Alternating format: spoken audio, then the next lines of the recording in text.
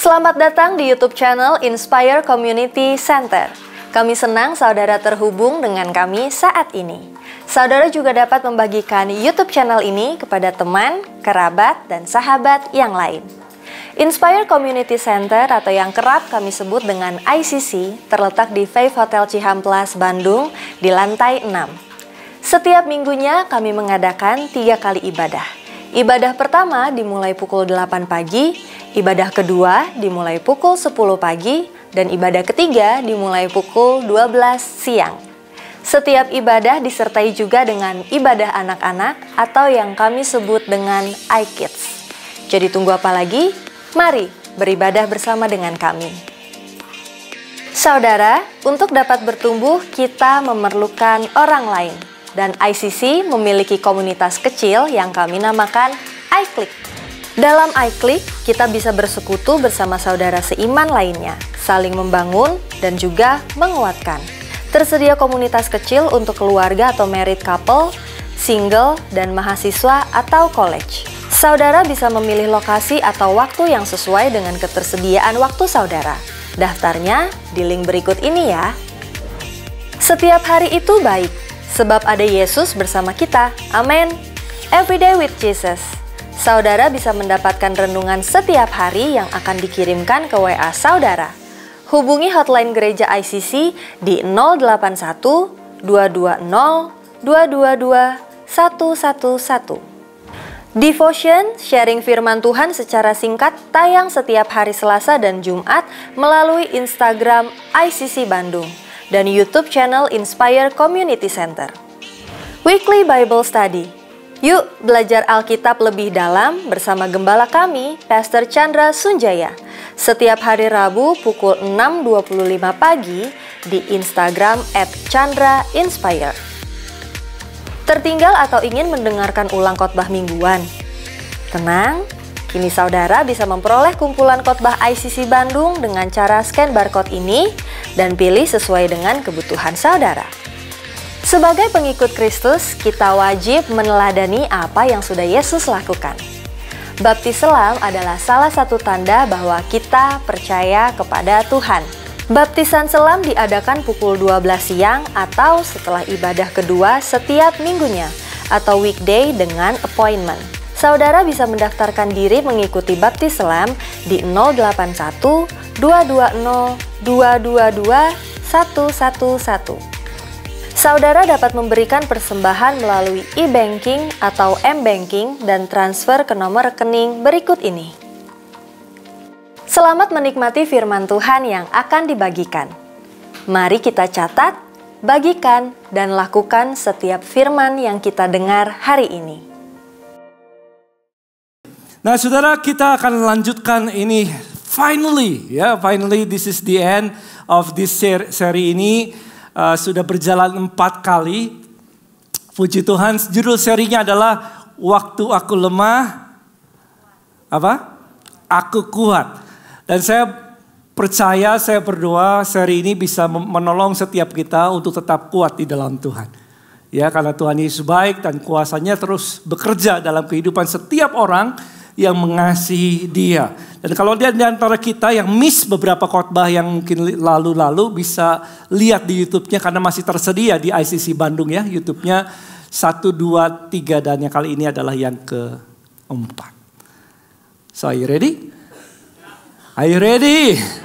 Oke, terima kasih untuk semangatnya saudara. Nah, kemarin saya merenungkan tentang khotbah ini dan Roh Kudus bicara banyak hal. Saudara, dan ini akan nyangkut semua orang. Setiap kita akan nyambung dalam khotbah ini. Karena setiap kita pastinya kalau kita bisa punya waktu untuk bercerita tentang masa lalu kita. Pastinya nggak selalu semuanya baik, ya toh ya.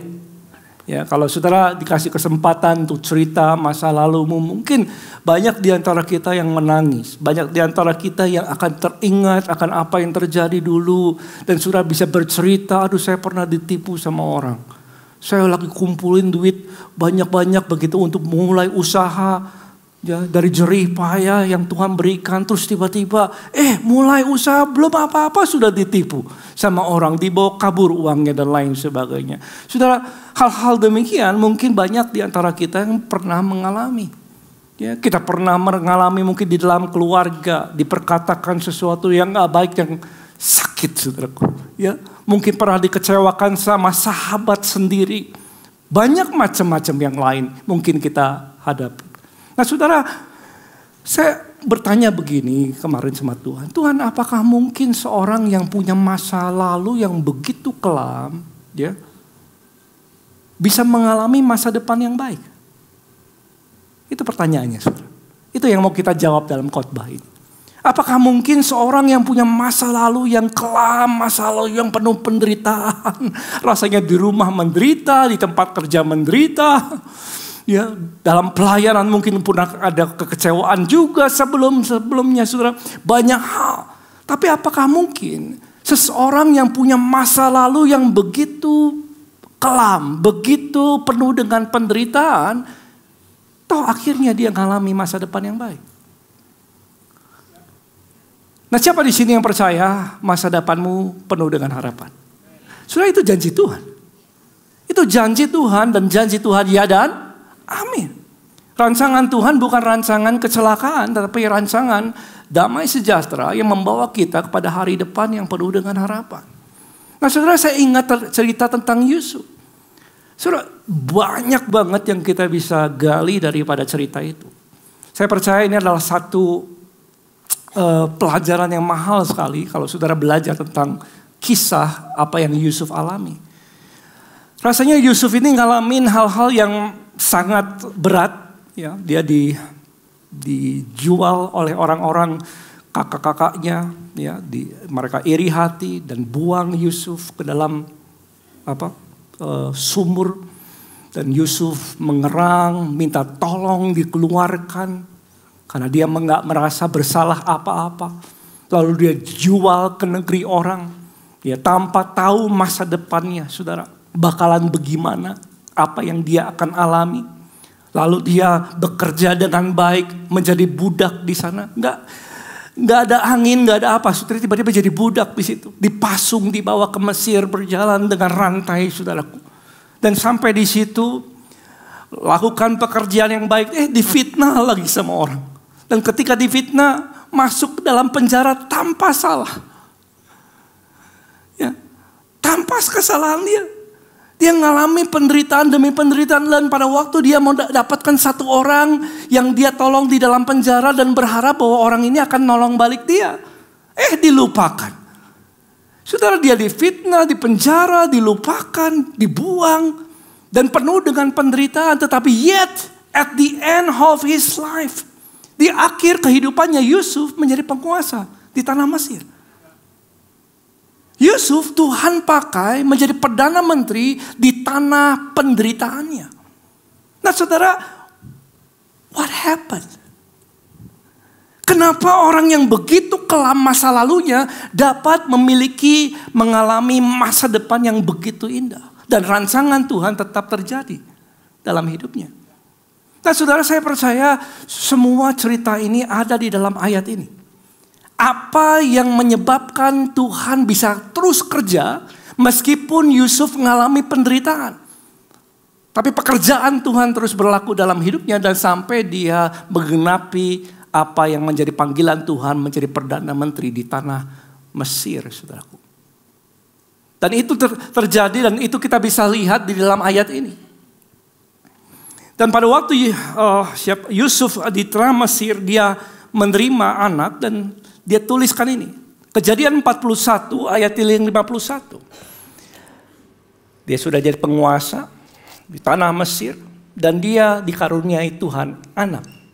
Dan sudah zaman dulu, ya, kalau orang punya anak, namanya itu diambil dari pelajaran hidupnya. Jadi kalau dia dapat pelajaran hidup sesuatu yang mengena dalam hatinya dan dia ngerti, ini pelajarannya, dia berikan nama anaknya sesuai dengan pelajarannya. Dan dia berikan nama sama anaknya yang pertama ini. Lihat ini. Yusuf memberi nama siapa? Sama-sama apa? Manasye. Kepada anak sulungnya, sebab katanya, ini pelajarannya. Bahwa Allah telah membuat aku lupa sama sekali. Kepada kesukaranku dan kepada rumah Bapakku. Dia lupa itu. Dan Allah membuatnya lupa akan masa kesukarannya. Ayat 52. Dan kepada anaknya yang keberapa? Kedua. Ini pelajarannya. Diberinya nama siapa? Efraim. Ya. Sebab katanya ini pelajarannya. Allah membuat aku mendapat anak dalam negeri kesengsaraanku. Saudaraku, ini pelajaran yang menarik sekali. Yusuf bisa cari nama apa aja yang dia mau. Tapi dia pilih melalui pekerjaan Tuhan dalam hidupnya. Ini anak pertama yang saya alami adalah Manasye. Yang kedua adalah Efraim. Manasye artinya to forget. Efraim artinya double fruit. Dan ini pelajarannya saudaraku yang dikasihi Tuhan. Pelajarannya adalah yang dialami Yusuf sampai dia mengalami janji Tuhan menjadi perdana menteri di sana adalah seperti ini. Saya tulis ini. Sebelum Allah membuatmu berbuah, Allah mau membuatmu melupakan segala kepahitanmu. Ini pelajarannya saudara. Sebelum Tuhan dapat bisa kerja sama kehidupan orang, ya, Tuhan mau dulu Manasye. Artinya supaya orang itu belajar melupakan masa lalunya yang kelam. Masa kekecewaannya, masa penderitaannya. Kalau orang itu berhasil melupakan masa lalunya, baru Tuhan bisa mendatangkan double fruit dalam hidupnya. Efraim dalam hidupnya. Nah saudara, ini pelajaran yang begitu signifikan.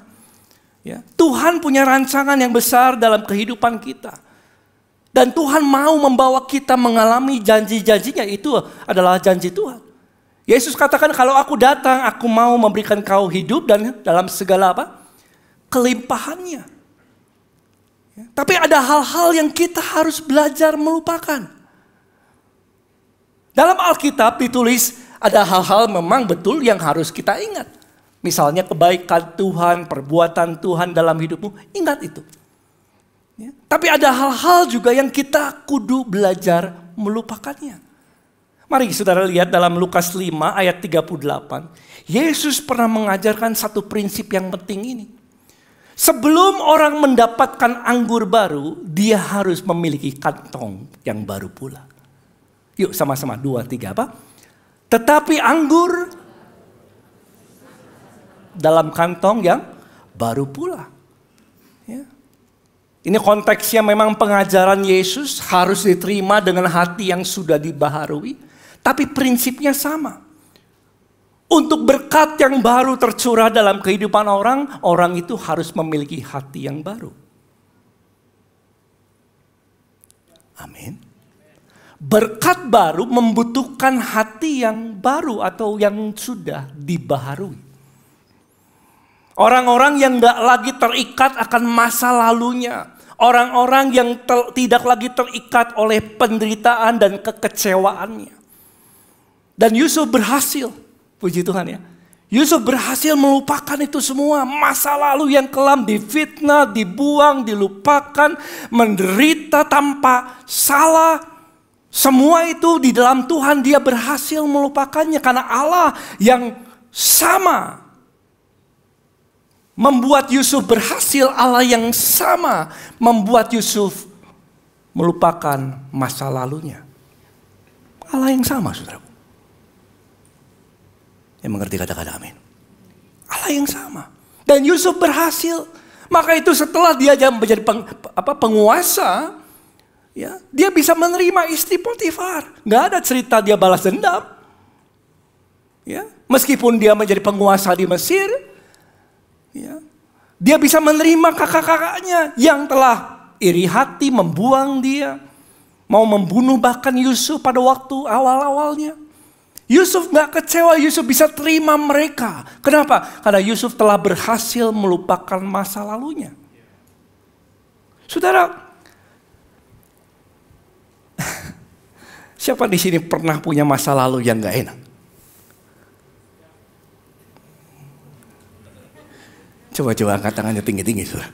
1, 2, 3. Semua ya. Everybody. Kalau saudara cerita tentang mungkin next time ceritakan masa lalu 2 jam, saudara. Betul gak ya? Banyak di antara kita punya masa lalu yang kelam. Tapi Allah mau membuat, saudara, saya tulis ini, Allah yang membuatmu melupakan penderitaan akan juga membuat saudara berbuah. Saudara, apakah ada jalan lain? Tidak ada jalan lain. Manasya dulu, baru Efraim. To forget dulu, baru double fruit. That is the way of God. Itu adalah jalan Tuhan dalam kehidupan seorang percaya. Saudaraku, saya ngerti soal kalau bicara soal kalau saudara datang dari kedokteran ataupun sekolah kedokteran, sekolah psikologi, dampak dari masa lalu yang nggak enak, masa kecil yang nggak enak itu berat sekali. Nggak mudah untuk bisa dihadapi. Bahkan kalau kecil dia mengalami trauma masa kecil, itu bisa dibawa sampai masa tuanya, saudara. Kalau dia nggak bisa overcome itu, akan terus mengikat orang itu, saudaraku. Ya, kemarin saya baca sebuah artikel, dampak dari trauma dari National Institute of Mental Health. Saudara bisa Google nanti kalau saudara mau pelajari. Trauma katanya can alter brain development. Saya terjemahkan langsung ya, kurang lebihnya lah gitu ya. Trauma itu bisa merusak otak, pertumbuhan otak. Bisa mempengaruhi emosi seseorang. Perasaan seseorang, daya ingat seseorang, cara pikir seseorang. Dan dampaknya bisa long term, panjang banget. Dampak dari trauma masa lalu kepada hubungan satu dengan yang lain. Emotional difficulties katanya. Bisa dapatkan flashback, avoidance behaviors, trust issue, susah untuk mempercayai orang. Curiga terus. Jangan senggol kiri kanannya, saudara. Low self-esteem. Gak pede. Gak bisa lah gitu ya. Relation problem. Masalah hubungan dan physical health issues. Akhirnya masalah kesehatan. Trauma dampak yang dialami seseorang akan banyak sekali. Hubungan satu dengan yang lain akan keganggu, kesehatan keganggu dan lain sebagainya. Dan sayangnya saudara nggak ada setiap kita yang punya masa lalu yang sempurna, ya tuh ya. Ya tuh ya.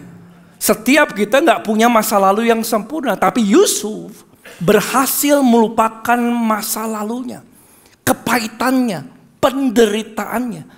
Dan Tuhan bisa kerja sama dia di dalam hidupnya, membawa dia menjadi penguasa di Mesir tanpa kepahitan. Berikan tepuk tangan untuk Tuhan Yesus. Allah membuat itu dalam kehidupan Yusuf. Nah, saudara, siapa di sini yang pernah terluka? Ya, pernah merasakan terluka, ditinggalkan orang. Sudah percaya ditinggalin. Ya, mau lagi join tiba-tiba ditinggalkan, ditipu, dibawa kabur lagi uangnya.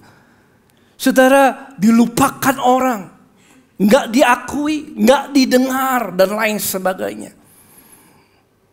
Ya. Amsal 13 ayat 12 dikatakan, atau siapa yang pernah janji sama saudara dan tidak ditepati? Ada? Jangan angkat-angkat ya. Kalau sudah pernah mengalami itu, dikatakan harapan yang tertunda, menyedihkan hati. Kalau ada orang yang berharap sesuatu, tapi dia nggak dapatkan itu, tertunda, saudara, dan dampaknya kepada hatinya. Tetapi keinginan yang terpenuhi adalah pohon kehidupan. Orang bisa putus asa, ya. Orang bisa mengalami frustasi kalau harapannya tertunda. Bahkan kalau dia mulai pada waktu dia susah, terus dia mulai tanya gini, pertanyaan pamungkas, saudaraku. Why? Why this happened to me? Ada yang pernah tanya seperti itu? Kenapa Tuhan? Sudah mulai bertanya, Tuhan, kenapa saya ngalami ini? Kenapa saya ngalami gagal dalam hubungan? Kenapa saya ngalami gagal dalam pekerjaan? Kenapa saya ngalami gagal dalam usaha? Dulu pernah, saudaraku, lagi mulai habis kuliah, mulai kerja kan. Ya, mulai kerja dengan semangat. Wah, kerja dengan semangat, krisis ekonomi lagi melanda hebat-hebatnya. Saya merasakan tiba-tiba gagal. Dan saya mulai keluar dari WC, saya bilang gini, Tuhan kenapa? Pertanyaan pamungkas, tanya sama Tuhan, kenapa? Bukankah berkat Tuhan berkelimpah? Kadang-kadang kita tanya. Kadang-kadang pertanyaan itu nggak punya jawabannya. Ya toh ya? Dan kita bawa tidur. Nggak bisa tidur. Jangan senggol kiri kanannya saudara. Nggak bisa tidur. Kenapa? Karena mikirin terus. Kenapa dan kenapa? Kenapa saya ditinggal? Kenapa saya nggak diharapkan? Kenapa saya kok nggak diterima dan lain sebagainya? Kenapa saya yang nggak terpilih, orang lain terpilih? Nggak bisa move? Nggak bisa move on, saudara. Kenapa? Karena terikat akan masa lalunya. Dan kalau saudara bayangkan cerita Yusuf. Yusuf akan lebih banyak why-nya daripada kita. Ya tuh ya? Ya loh. Dia akan bisa tanya sama Tuhan, why? Yusuf bisa tanya sama Tuhan, Tuhan kenapa? Apa salahku? Terus tiba-tiba aku dibuang. Tuhan apa salahku? Aku difitnah. Dan dipenjara lagi. Apa salahnya? Dan kemudian aku dilupakan sama orang lain. Apa salahku Tuhan? Dia punya banyak why, saudara. Bahkan lebih daripada kita. Tapi Yusuf di dalam Tuhan dia berhasil melupakan masa lalunya. Karena ini sesuatu yang penting, berkat baru membutuhkan hati yang baru. That is the truth. Atau hati yang dibaharui tepatnya, saudara. Hatimu harus diperbaharui dulu. Manasye harus ada dulu sebelum Efraim datang. Dan itu yang Yusuf pelajari. Dalam hidupnya kalau dia mau tulis buku, dia tulis itu Manasye dan Efraim. Kenapa? Karena itu pelajaran hidupnya. That is my life lessons. Dan dia tulis dan setiap kita bisa mempelajarinya. Siapa yang mau menerima double fruit?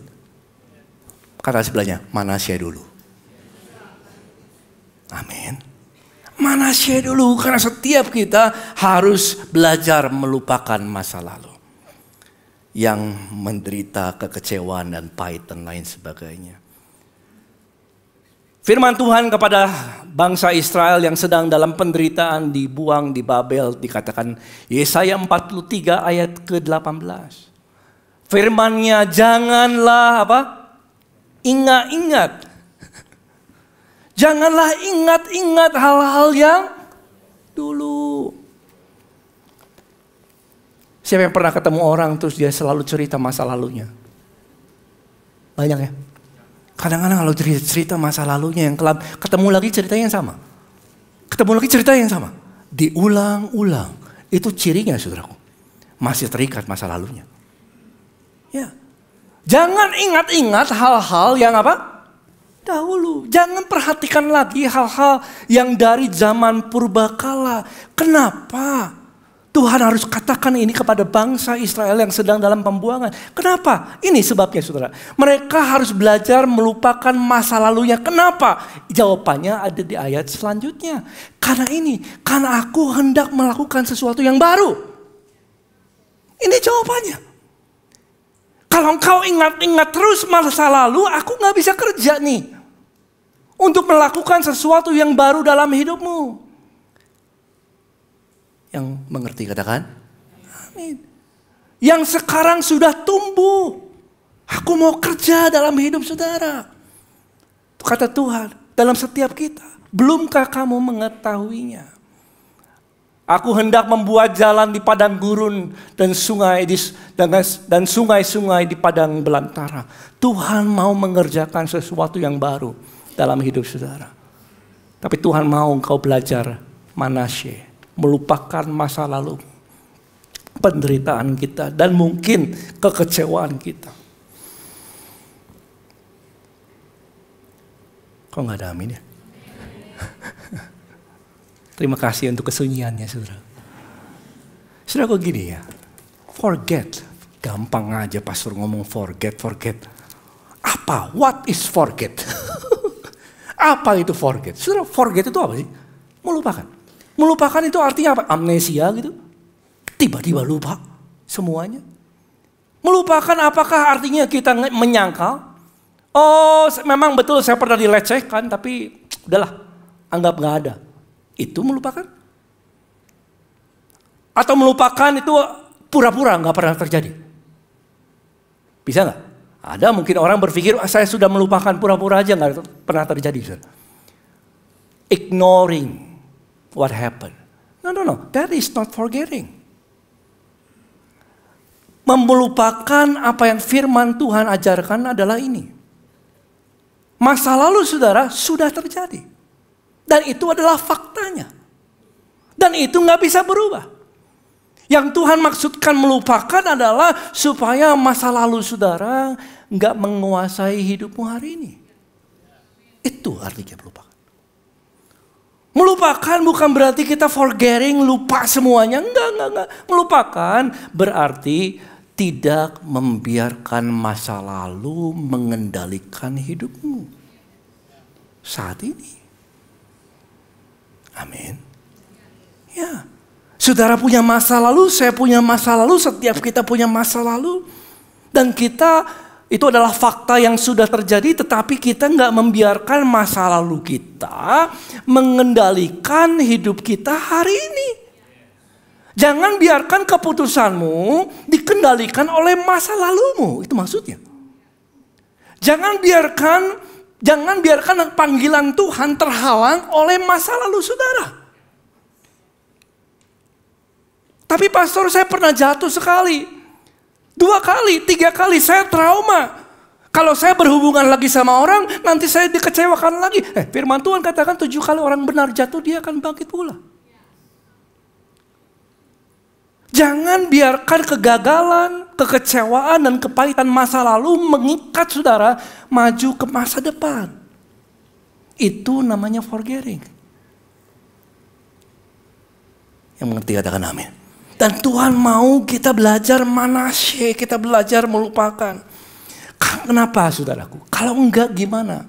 Karena setiap kita masa lalu yang enggak beres, yang kita kepahitan, kekecewaan, kegagalan yang kita enggak overcome, kita enggak hadapin di dalam Tuhan, kita enggak selesaikan dengan baik, itu akan menjadi set limit. Akan membatasi saudara mengikuti panggilan Tuhan. And that is the truth. Akhirnya kita penuh dengan ketakutan. Kita jadi gak berani dan lain sebagainya.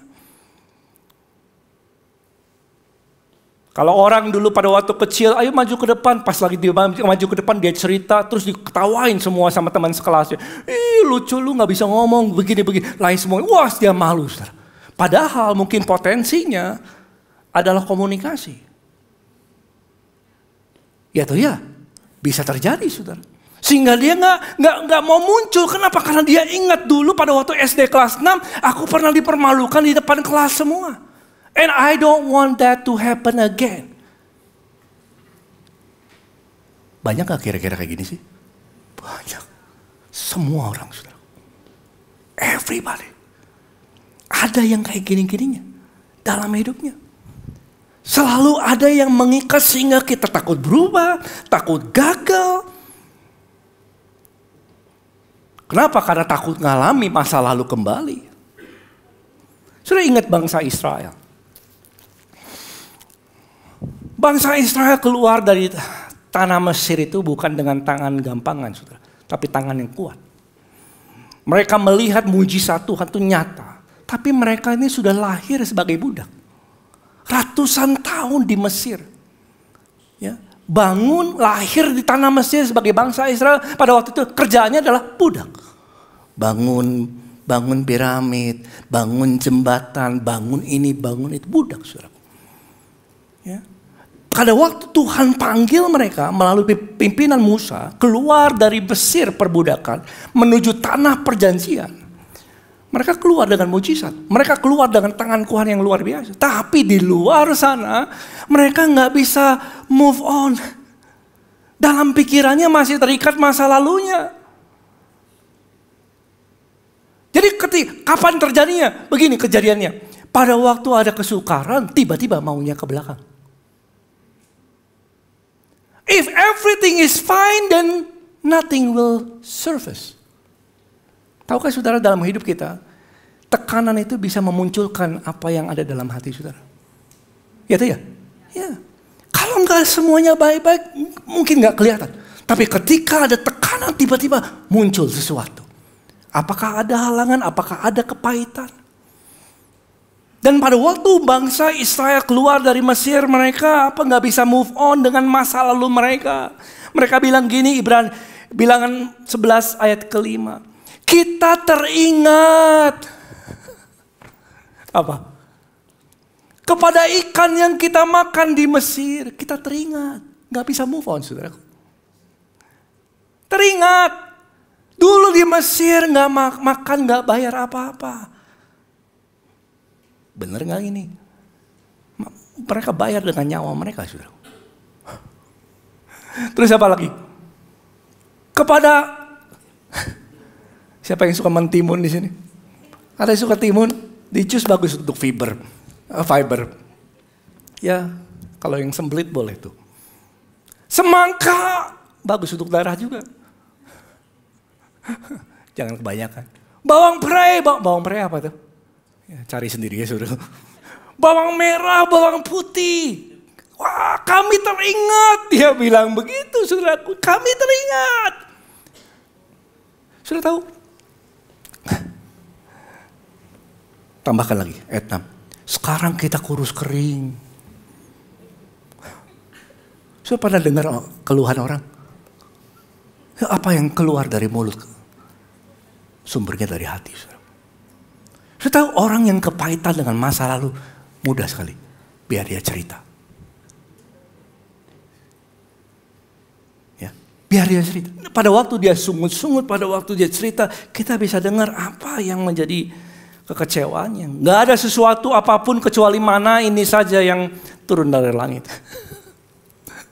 Gitu ya. Yang kita lihat. Sebetulnya mereka gak bisa lihat janji Tuhan. Janji Tuhan di situ. Tanah yang melimpah apa? Susu dan madu. Siapa yang mau pergi ke tanah perjanjian, katakan amin. Jadi sesuai imanmu tahun depan ya. Susu dan madunya. Dan ketika orang Israel di situ, saudara, dia bilang gini, oke deh, kirim pengintai ke sana.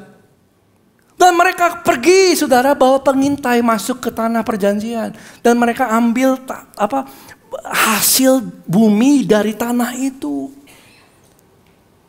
Sedangkan apa hasil buminya? Lihat ini. Bilangan 13, ini salah satu aja saudara, 23. Tanah itu subur banget.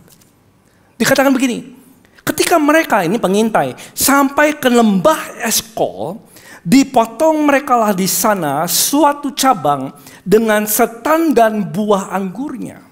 Lalu berdualah 2 orang yang ngangkatnya sudah. Ini bicara tentang kelimpahan. Ya, kalau mungkin ilustrasinya bisa kayak gini gambarnya. Mereka ini tanah perjanjian, ini janji Tuhan. Tapi mereka ingatnya mentimun. Halo. Mereka ingatnya bawang putih. Mereka ingatnya semangka. Padahal di tanah perjanjian jauh lebih baik daripada tanah Mesir. Kenapa saudaraku? Karena mereka terikat dengan masa lalunya dan mereka gak berani move on ke depan. Gak mau saudaraku. Ketakutan telah membelenggu mereka dan dikatakan ayat 31. Bilangan 13 dikatakan kita gak bisa maju. Menyerang bangsa itu. Mereka lebih apa? Kuat dari kita. Mereka lupakan tangan Tuhan membelah lautan saudaraku. Mereka lupa pasukan Mesir semuanya termasuk rajanya tenggelam di laut itu. Mereka lupa api yang turun dari langit saudaraku. Mereka bilang kami gak kuat.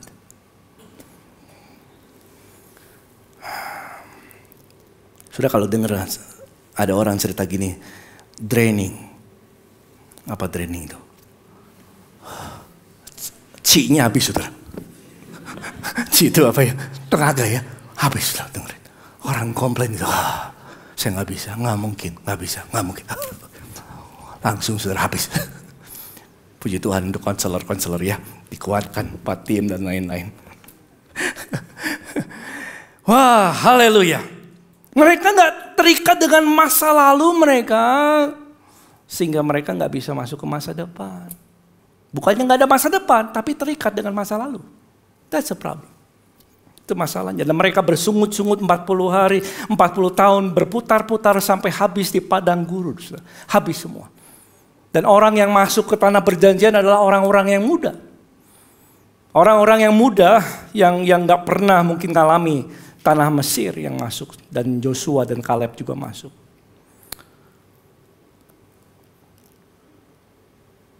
Katakan sebelahnya Manasya dulu. Tepuk pundaknya.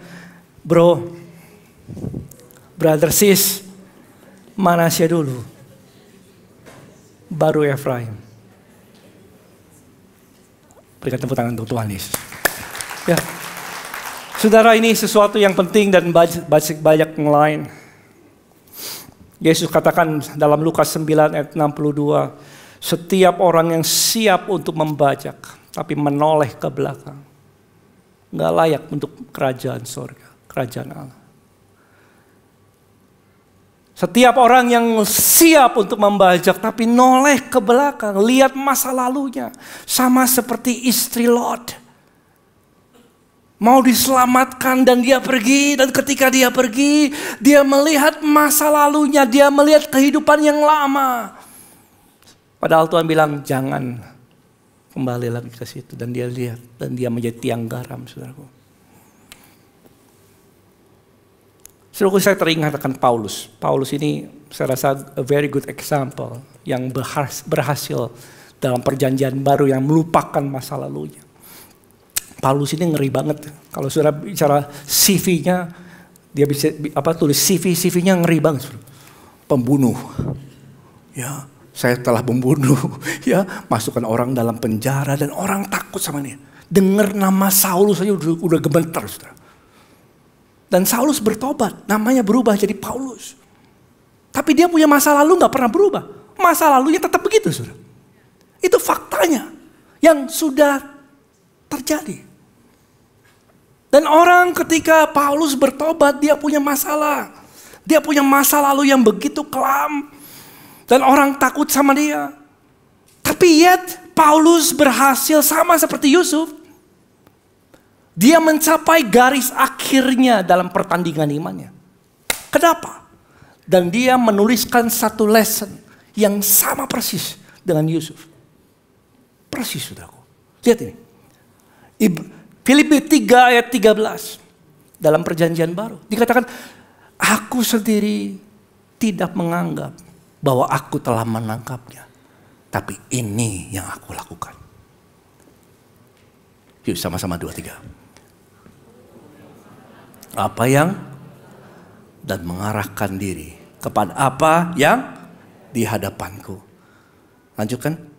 Dan berlari-lari kepada tujuan.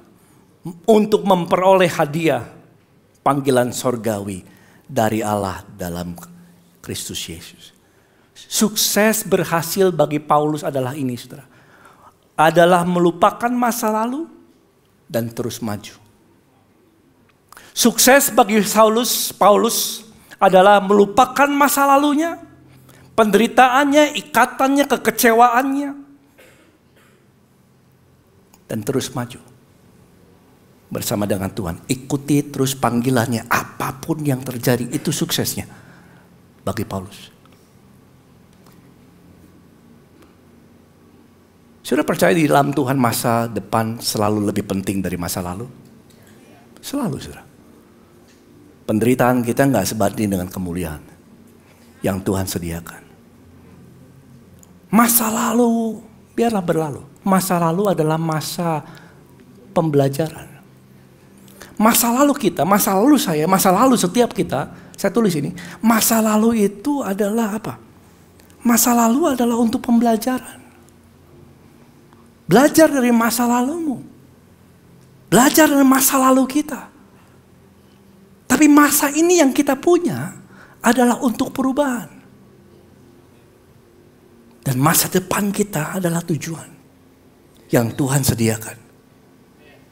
Dan saya berdoa setiap kita berjalan ikutin panggilan di dalam Tuhan.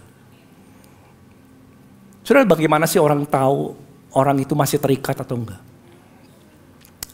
Salah satunya dari perkataan tadi. Apa yang dia sering katakan, karena apa yang keluar dari hati, dari mulut, munculnya dari hati. Apa yang dia takuti, apa yang selalu dia hindari. Enggak, jangan saya. Jangan. Be aware of that. Siapa tahu itu ikatan, saudaraku.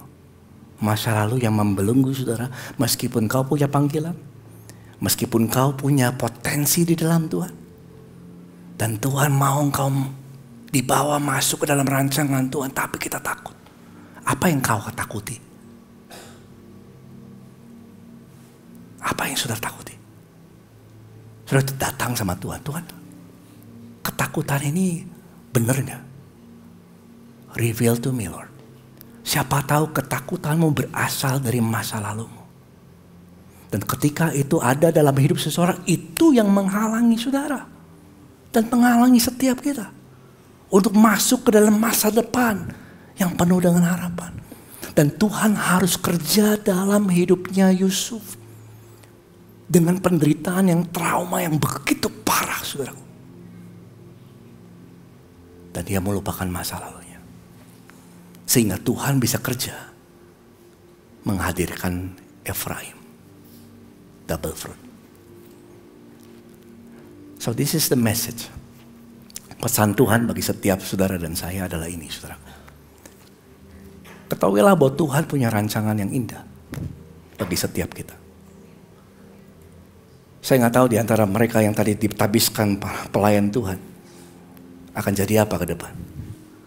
If you press on, mana mereka ya? Udah nyebar ya. Kalau mereka terus berjalan bersama dengan Tuhan, nggak terikat akan masa lalu mereka, saya percaya hal-hal yang belum pernah terpikir terjadi, saudara. Terjadi, saudara. Pada waktu dulu saya masuk dalam pelayanan Asher, pelayanan itu bukan pelayanan lagi.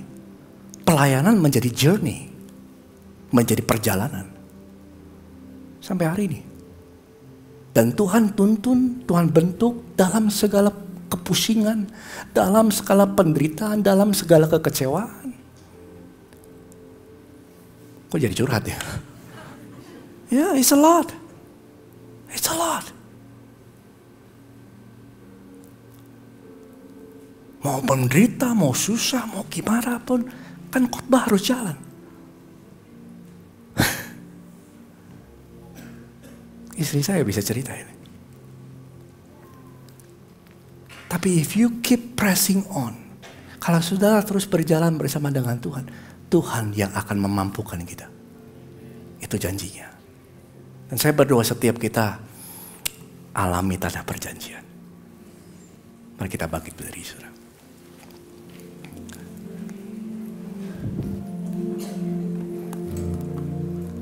Alabaya syedabul kuduma. Sudah diberkati? Praise the Lord.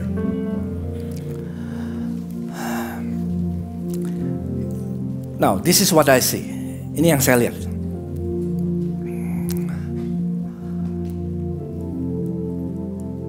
You are today, saudara hari ini, saat ini, is not all that you can be. Yet. Saudara hari ini bukanlah saudara yang sudah dalam rancangan Tuhan yang sempurna.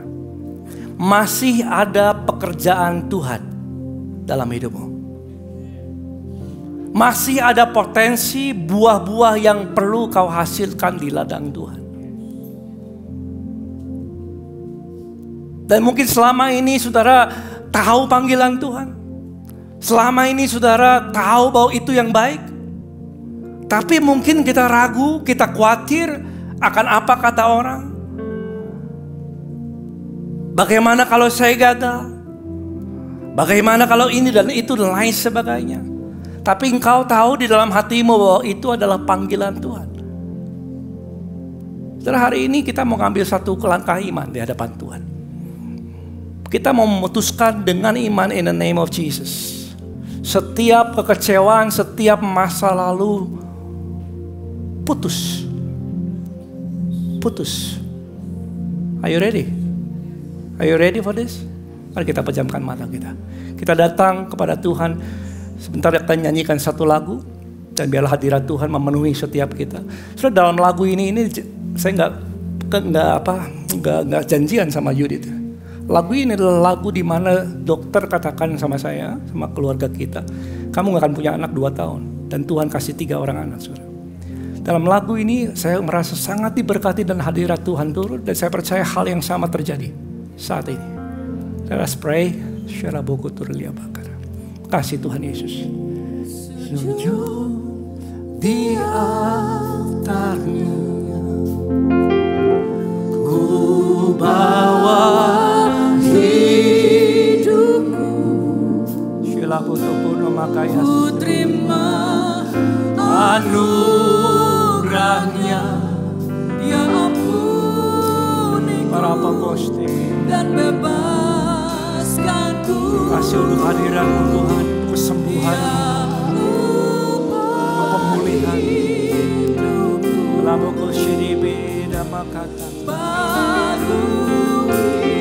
Hatiku sesuatu terjadi saat datang. Mari nyanyikan dengan segenap hati, saudara.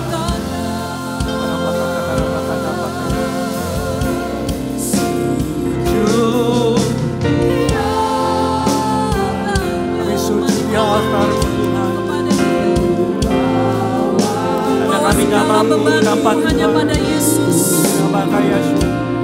Ku terima dan terima anugerah yang berlimpah turun ke atas hidupku. Dan Tuhan akan membebaskanku. Pagi hari ini akan terjadi kelepasan.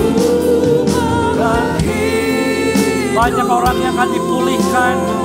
Banyak mimpi-mimpi akan terbuka. Banyak panggilan Tuhan akan diteguhkan saat ini.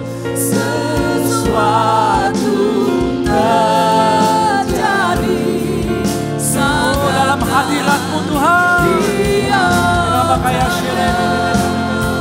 Mari nyanyikan dengan segenap hati. Sujud di altarnya. Ini kami bawa hidup kami Tuhan. Kepada Allah yang menyertai, kepada Allah yang selalu melindungi, memimpin. Terima kasih. Oh,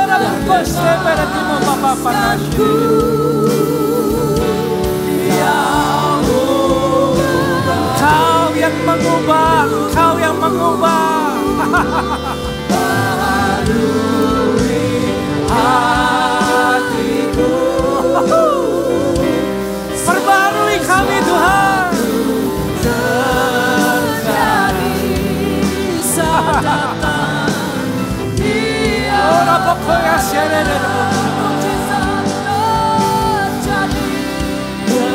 Mujizat terjadi. Iblis kau dikalahkan dalam nama Tuhan. Sekarang ini sudah terjadi dalam nama Yesus. Terjadi saat datang Dia tanya. Kira-kira bayar dia bakar dia bakar lebih. Iblis kau telah dikalahkan di dalam nama Yesus. Dan kami semua dengan iman akan mengikrarkan ini di hadapan Tuhan. Dan mengambil langkah iman ini di hadapan Kau ya Bapa. Hadirat-Mu akan turun memulihkan setiap kami. Terlalu banyak ikatan-ikatan yang menghalangi hidup kita, saudara. Saat ini harus putus semuanya itu. Harus putus. Harus dalam nama Yesus. harus putus. Supaya potensi yang Tuhan simpan dalam hidupmu terjadi. Saudara. Engkau bisa terima double fruit. Saudara bisa berbuah banyak bagi kerajaan sorga. Mari saudara doakan ini. Ikuti saya berdoa keluar dari hati saudara. Tuhan Yesus, saat ini dengan iman, aku memutuskan setiap penderitaan, setiap kegagalan, kesukaran, kepahitan, kekecewaan masa lalu. Dan kami mengambil langkah iman untuk mengampuni orang-orang yang melukai hati kami. Berkati mereka. Saat ini di dalam nama Bapa, Putra, dan Roh Kudus. Dalam nama Yesus, setiap kuat kuasa iblis, roh-roh jahat bekerja atas kehidupan orang percaya, kehidupan kami, mengganggu kehidupan kami di dalam nama Yesus. Aku perintahkan engkau undur saat ini. Dalam nama Yesus, apa yang kami ikat di bumi akan terikat di surga. Apa yang kami lepaskan di bumi terlepas di surga. Dan sudah terjadi saat ini. Dalam nama Yesus. Yang telah dibebaskan, berikan sorak-sorai yang paling meriah untuk Tuhan Yesus. Katakan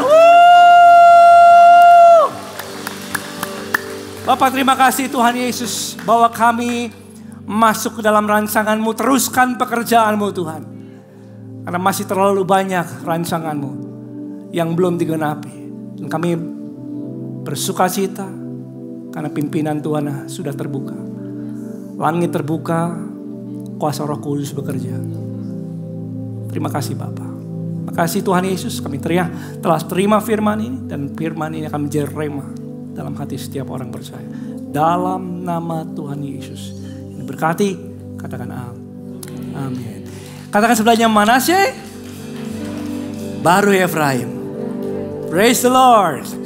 Silakan duduk Bapak Ibu dikasih Tuhan. Shalom Bapak Ibu Saudara semua. Mungkin dari Bapak dan Ibu belum tahu bahwa ICC memiliki yang namanya ibadah senior. Dan bersama saya yaitu Ibu Meike sebagai koordinator dari ibadah senior tersebut. Nah, kalau boleh tahu nih ya Ibu Meike, apa sih tujuan ICC untuk mengadakan ibadah senior ini? Tujuannya untuk memberi makanan rohani tambahan supaya para senior mengerti apa yang harus dilakukan, apa yang harus dihidupi di masa senior ini sesuai dengan posisi senior gitu. Oh, begitu. Nah, kapan sih waktunya ibadah senior itu diadakan? Setiap minggu ketiga, setiap bulan. Oh, jadi tidak seminggu sekali ya? Enggak. Oh, sebulan sekali? Iya, sebulan sekali di minggu ketiga aja. Oke. Nah, untuk ibadah senior ini apakah khusus hanya untuk jemaat ICC atau bebas? Oh, enggak. Itu bisa dari manapun bisa hadir, dari mau gereja mana, mau dari tetangga atau siapapun. Ini adalah komunitas para senior. Jadi kami ini komunitas. Jadi silahkan hadir. Jadi bebas ya, tidak hanya dari jemaat ICC saja, tapi jemaat yang lain juga boleh ikut. Oke, Bapak Ibu Saudara, mungkin di rumah punya saudara, punya papa mama, oma opa, tetangga juga. Silahkan kami undang untuk bisa bergabung di ibadah senior.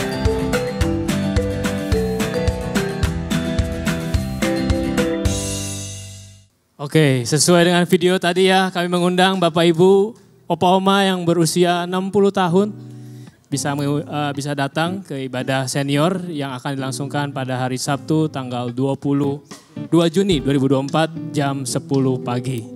Ya, di ruang youth dan pembicaranya spesial dari Pastor Andrew Aurik Tanaka. Dan saya Jackson mengucapkan terima kasih untuk saudara yang baru pertama kali hadir. Ada yang baru pertama kali hadir.